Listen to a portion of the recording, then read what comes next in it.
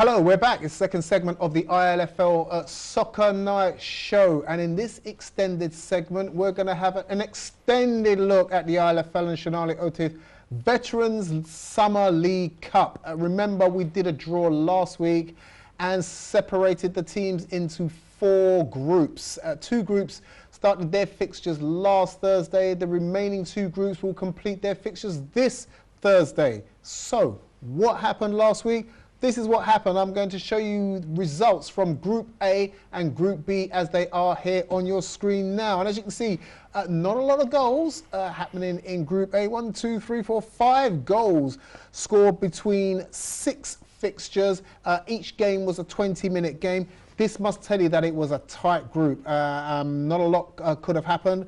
But in the end, we saw Beaumont got themselves a win over Tower Hamlets. They also got themselves a win over Revive, which comfortably put them through into the next round. Weavers, they got a win against Revive as well. And Tower Hamlets got themselves 1 win out of all of that. You can see there was a couple of 0-0 draws in there as well. So what did all that mean? Manu, clear it all up for us. Well, I mean, the low volume of goals doesn't actually reflect exactly what happened on the field, because there was some exciting, themes, a lot of teams battling it out. I mean, all honesty, end of the day, you have to look at the league standings, and the teams that actually performed early on in the season in the league table have actually done very well in the cup games. So, can I talk a little bit about Revive? I mean, I know we can start with Beaumont, but Revive, good first division team. They were up against decent Premier Division opposition, and they weren't outclassed really. They can feel hard done by that. They just lost by the odd goal here and there, apart from Weavers doing 2-0 over them. See, the issue is, what you have to realise is that you can't come to an ILFL Veterans League or a Veterans Cup or any cup competition without a striker or a proven striker, and I think Revive have tried to do that. They've got some really fantastic players, lots of flair, twisting and turning, lots of attractive footballing, and they go on lots of energy, and they play together as well. And it's the same boys I've been playing for years and years and years, and they waited until they were 35 to go into this league. But they don't have a clinical, proven striker. No matter what you do and how much possession you have, if you can't finish, then you can't win. I mean, if you look at the results, 3 games they played, 60 minutes of gameplay, not even a single goal scored. Yeah. So what does that have to say about Revive? Fantastic team, no striker, you can't progress. At that level, you really need to. And Beaumont have shown their class, and have shown that, by winning the cup the last time round, and their early season form, it's no fluke. They are carrying this form right through. They are carrying this form, and I think I have to say Beaumont are probably now, in people's lips, probably one of their favourites to win the cup as well. I mean, the goals are quite narrow, but you have to see, 1-0 win against Tower Hamlets. Tower Hamlets is not the easiest team to go past. They also scored 1 against the Revive. That's another goal against Revive we're talking about here. We were solid, in defence and the keeper as well. And, the other team that they played, good win. So what can you say about that? 60 minutes of gameplay, a few goals scored. They should progress. They should make something out of this again. They should indeed. Let's move on to Group B. The second group, it had a few more goals going on in there. Does that mean it was a little bit more open? Well, you know what? Look at the teams that are taking part in Group B. Some cracking games went on there. Bernardo Legends came back with a bang and put 4 past Shadwell Masters. They then put 2 past the Sire Vets, showing that they can compete with anyone, First Division or Prem. They got a creditable draw against the London Tigers and deserved to go through in the end. They deserve to go through. I don't think anybody actually ever doubted them not qualifying for the quarterfinals. Absolutely. You're talking about a team that has everything. You have top quality players, you have top quality management, you've got the support, and they're quite good with the crowd as well. A lot of people come to support them as well. It's one of those teams that the players are from a sort of a diverse background, and they're quite popular as well, especially within the community. And a team like that has charisma, and the expectations are very high from the management. I mean, they don't want to go with a single loss all season. That's their target. And I know they failed to miss that when they were up against St. Catherine's the other day. But every single game that they've played, the 7 games in the league. 6 of them they won, and they won all of the, well, 2 of them in the cup game, and they drew against Tigers, and that they says drew a against lot. Tigers and beat Sire, beat Shadwell quite easy. They've shown that they mean business. They scored 6 goals in that They group. scored 6 goals. I mean, going past Shadwell wasn't exactly a feat, but 4 goals in the cup games within 20 minutes. Yeah. That's 1 every 5 minutes. That's, Yeah, that's they've amazing done results. really, really well there, and a team to look out for. And obviously, if we look at the caption again, we can see that Tigers, well, they did what they had to do, and they've sent out a real ominous warning to those that have played in Group A and B, and those still to play this Thursday in Group C and D. I mean, they put 7 goals past Shadwell. We thought Shadwell's league form might help them to perform a little bit, but it's looked like they didn't stand a chance. They went down 5-1 to Sire as well as being beaten by Bernardo's. I suppose the best that Shadwell can hope for is a decent league run, isn't it? I don't think Shadwell has the right sort of structure, or the management, or the team that are scattered around in the field. They don't have that sort of winning mentality.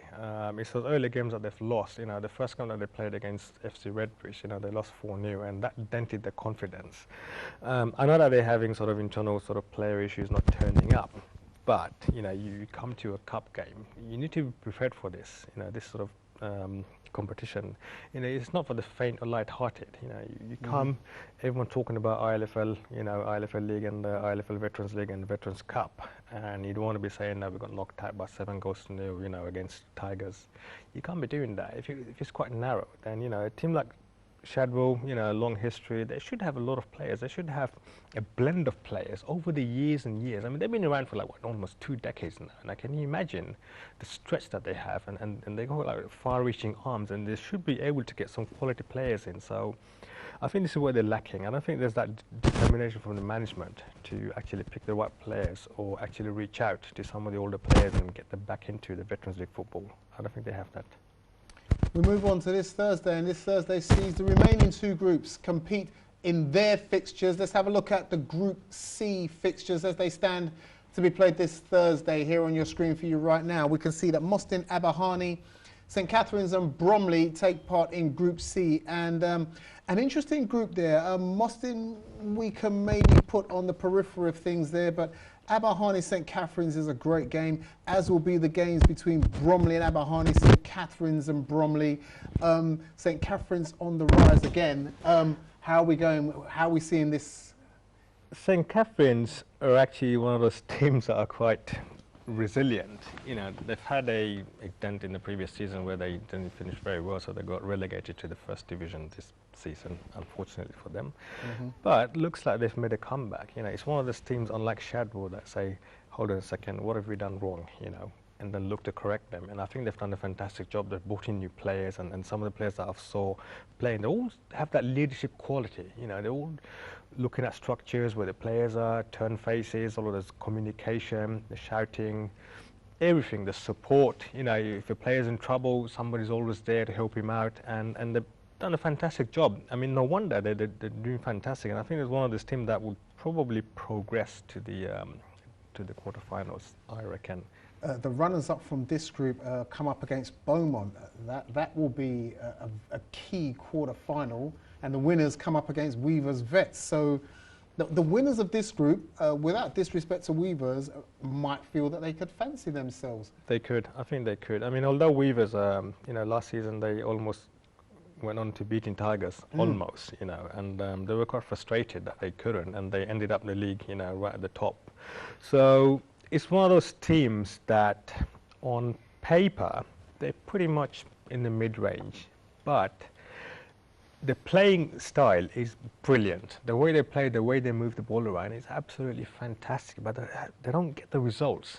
You know, the results actually doesn't reflect anything as what happened in the field. So it's one of those things that, you know, a team that really performs fantastic on the field, but they don't get those results, and it's those teams that would probably provide some sort of surprise to their opponents, because they have the capability, all the firepower to beat any team in the division. Absolutely. Bromley turned around their league form just about in time to maybe hold some credibility in this cup tournament. Now, be a fascinating one, this group. Interesting to report on that one next Monday. Here are your fixtures for Group D.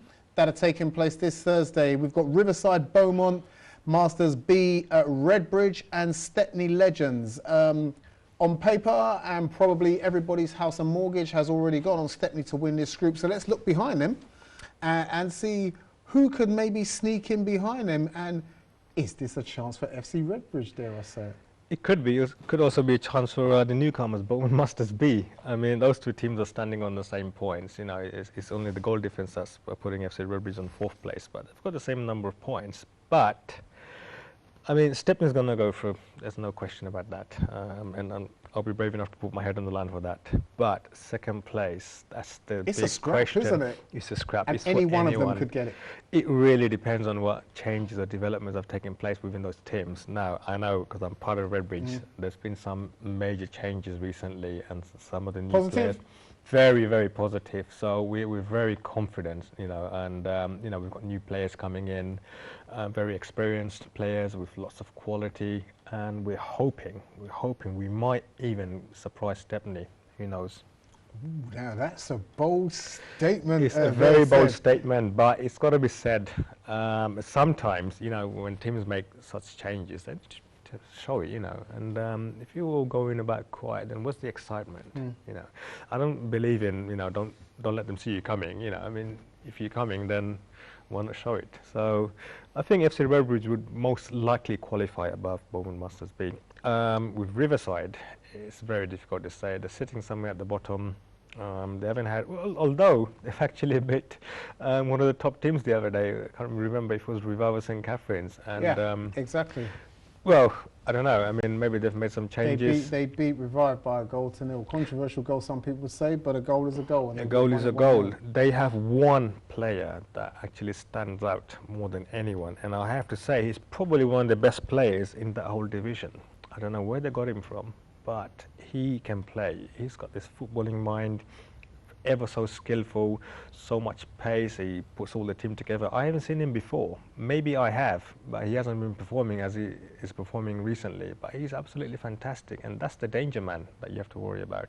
And if you can pull something off in a cup game, anything can happen. And if he makes any sort of, you know, more, if he's more determined to win, then he might make all the difference that Riverside need. So watch out for that person. I have to say that everything that happens in Group D will be fantastic, and it will be a great achievement to fall in behind Stepney. But if you take a look at the caption that I've got on my screen now, you'll see that the winners of Group D will end up playing Bernardo Legends, and the runners-up will get London Tigers. It's a bit like the frying pan or the fire there, really, isn't it? Yeah, Stepney has got to win. You know, they have to. I think they've got to do it. And I don't see any reason why they can't do it. What a game they will have against Bernardo's if they do. Then that will be a great game. That would be one of the fantastic games, because historically, if you look at the team stats and the players that have registered and played for both of these teams, you know, they have those similar players. A lot of Stepney players are actually now playing for Bernardo's, and some of the Bernardo's players are actually playing for Stepney. Yeah. So they've got this sort of same footballing mentality. The management structure has, you know, has been pretty similar as well. Game it's got to be a bit like a derby game. You're right, exactly. Yeah, that's how it is. It's going to be one of those games that I think a lot of people, if they qualify, that is, you know, we're talking about to head. You know. It is all ifs, because I should also say, if a first division team is going to end up playing London Tigers in the next round, if they beat Tigers, they could find themselves in a semi-final place. But not my mortgage going on that one. I know. I mean, I don't know. Who knows? Anyway, but just going on to historically, you know, we've had what sort of 2 teams from the first division qualifying into the knockout stages. This season, we might see a 3rd. So it just shows that, you know, the first division, there's strengths in there to actually qualify. In the previous season, we had Weavers and Bondi from the first division qualifying from the cup games. You know, this time we've already got a team that's gone in there like Bernardo Legends, and we'll definitely get one from Group D.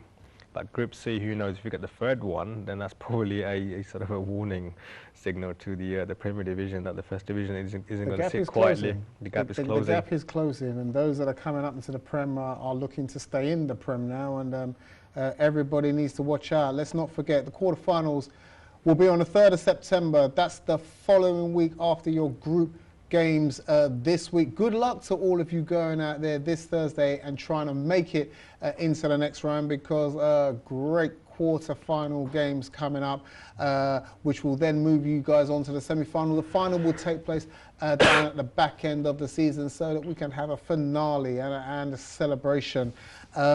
Let's just very, very quickly, while we've just got a last minute to go, once all the cup games have gone, obviously we will then move back to the Vets League proper.